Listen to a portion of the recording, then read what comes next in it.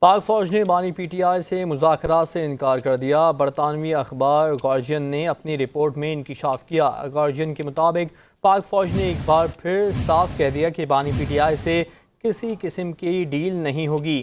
Senior عسکری ذرائع نے برطانوی اخبار سے بات کرتے ہوئے کہا کہ فوج بانی پی ٹی آئی کے ساتھ مذاکرات یا معاہدہ کرنے کا کوئی ارادہ نہیں رکھتی۔